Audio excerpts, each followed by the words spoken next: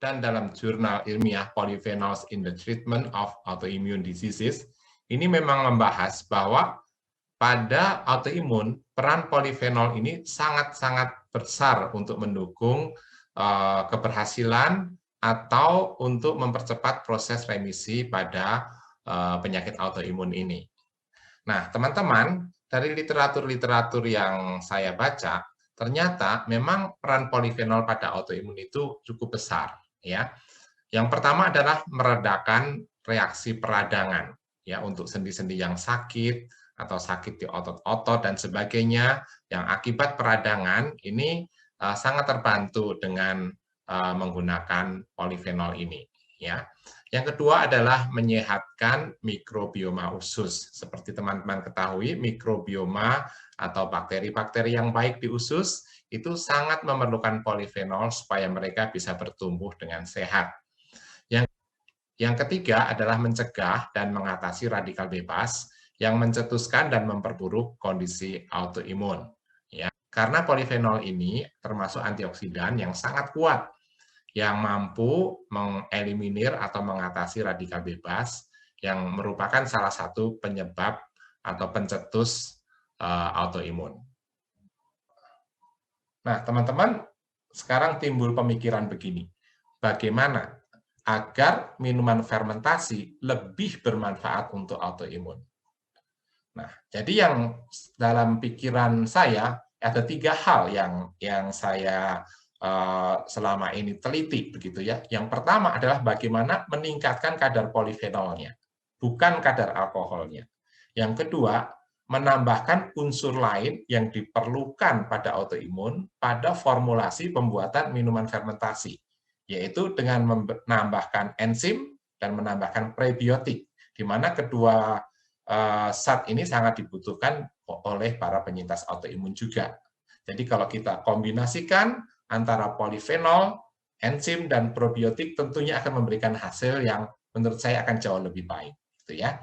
Dan yang ketiga, prosesnya dibuat secara alami tentunya. Ya. Nah, 3 hal ini yang menjadi pemikiran saya cukup lama dan mendasari penelitian-penelitian yang saya lakukan, teman-teman. Ya. Nah, sekarang melalui 3 hal tadi, teman-teman, setelah saya teliti selama 4 tahun, ya, dari tahun 2006 sampai 2010, akhirnya saya mencoba merumuskan campuran formula atau blended formula dari 3 unsur yang sangat penting. Yang pertama adalah madu hutan, ya, karena madu hutan ini sangat kaya dengan enzim dan prebiotik. Ya, kita akan bahas di sesi selanjutnya mengenai ini. Yang kedua adalah anggur Bali, ya, yang kaya dengan polifenol dan ragi alami. Karena proses fermentasi membutuhkan ragi, ya, teman-teman ingat yang pelajaran sebelumnya, ya. Jadi itulah sebabnya kenapa saya gunakan anggur Bali. Karena ragi untuk fermentasi yang terbaik untuk buah-buahan itu ada di kulit anggur. Yang ketiga adalah lemon yang kaya dengan polifenol.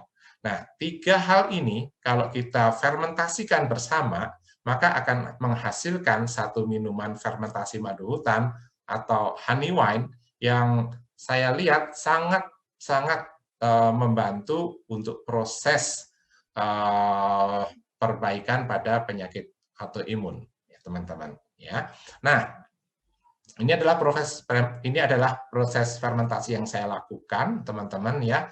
Jadi proses fermentasi yang awalnya saya trial di lab saya sendiri, kemudian bisa diaplikasikan dalam skala yang lebih besar, ya. Ini proses pembuatan fermentasi madu hutan, ya. Dan kalau kita lihat, teman-teman, pada perbandingan ini, ya, bir, wine, dan liquor, ternyata fermentasi madu hutan atau honey wine ini memiliki kandungan polifenol yang sangat tinggi, lebih tinggi daripada minuman fermentasi yang lainnya. Ya, jadi ini waktu ini sudah jadi formulanya dan saya lab, saya sendiri surprise gitu, ternyata bisa demikian tinggi begitu ya, teman-teman. Ya, dan ini minuman ini juga yang saya berikan ke istri saya pada waktu beliau terkena penyakit lupus, ya. Dan puji Tuhan, ya, setelah 4 tahun menderita karena penyakitnya, setelah mengkonsumsi ini beberapa bulan memberikan hasil yang sangat-sangat signifikan dan sangat bagus, teman-teman, ya. Nah, teman-teman, ini adalah hasil uji lab yang saya ulang dari lab saya, kita lab lagi di lab yang lebih resmi di Sukovindo, ya. Ternyata memang kandungan polifenolnya ini cukup tinggi, teman-teman, ya. Dan juga dari uji aktivitas antioksidan, ya, ternyata kekuatan antioksidannya bahkan 6 kali lebih kuat daripada lemon. Lemon ini sering dipakai untuk standar, ya, jadi sangat-sangat kuat aktivitas antioksidannya, ya. Nah, teman-teman, berikut adalah contoh case report atau contoh dari pasien yang saya tangani, teman-teman. Ini yang pertama adalah seorang wanita 49 tahun menderita Sjögren syndrome. Ini jenis autoimun, ya, sejak 2 tahun yang lalu. Kemudian dia sudah mengkonsumsi obat-obatan, ya, dan obat-obatannya diteruskan. Kemudian saya tambahkan fermentasi madu hutan 2 kali sehari, yaitu 30 ml, ya. Obat dokter yang biasa minum diteruskan, dan wanita ini pola makannya sudah sangat bagus, ya, jadi itu juga diteruskan. Dan pemeriksaan darah dilakukan setiap 1 bulan sekali, ya, dan ternyata hasilnya cukup menggembirakan. Terjadi perbaikan yang signifikan dari gejala maupun hasil laboratorium setelah 1 bulan, ya. Jadi yang dia alami sakit-sakit di sendi, kekeringan di mata, rongga mulut itu sangat berkurang secara signifikan, ya. Dan karena itu dokter yang merawatnya menurunkan dosis obat secara bertahap dan menghentikannya setelah 2 bulan, ya. Dan ini waktu pertama kali datang, kemudian kami lab, ya. Yang salah satu yang saya lab adalah ANA IF, ya, yaitu 1:1000. Ini satu pemeriksaan lab untuk autoimun, ya. Dan kalau teman-teman lihat tanggal 9 bulan 1 2020, 1:1000, waktu datang kembali 18 bulan 2 2020 menjadi 1:100, ya.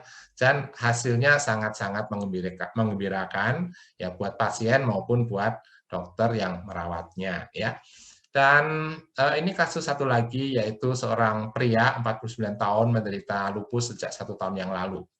Sudah tidak minum obat sejak 6 bulan yang lalu, meskipun disertai rasa sakit yang hilang timbul di seluruh tubuhnya, ya. Jadi dia sendiri yang memutuskan untuk tidak minum obat, gitu, ya.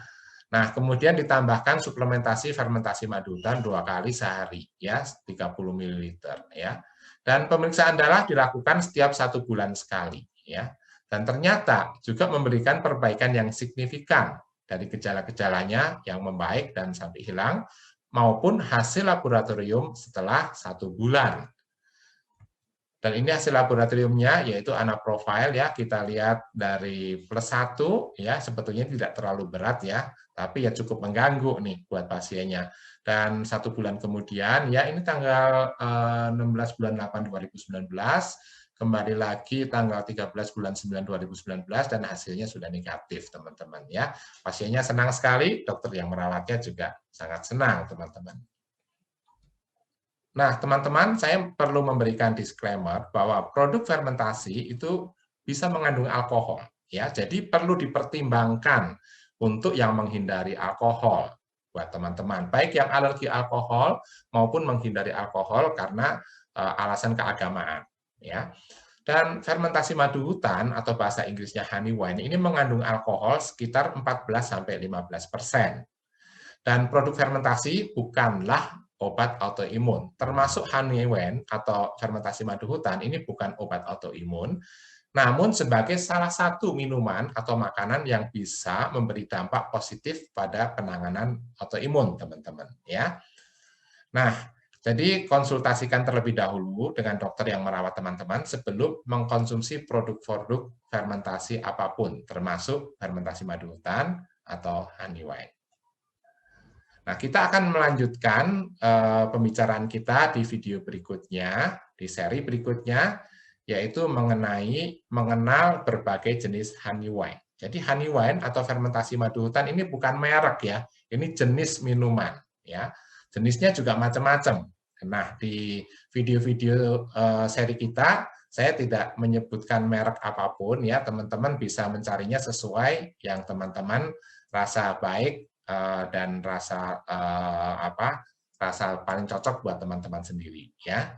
Karena itu pada seri selanjutnya kita akan membahas mengenai mengenal berbagai jenis honey wine atau minuman fermentasi. Nah, teman-teman, sampai jumpa di sesi berikutnya.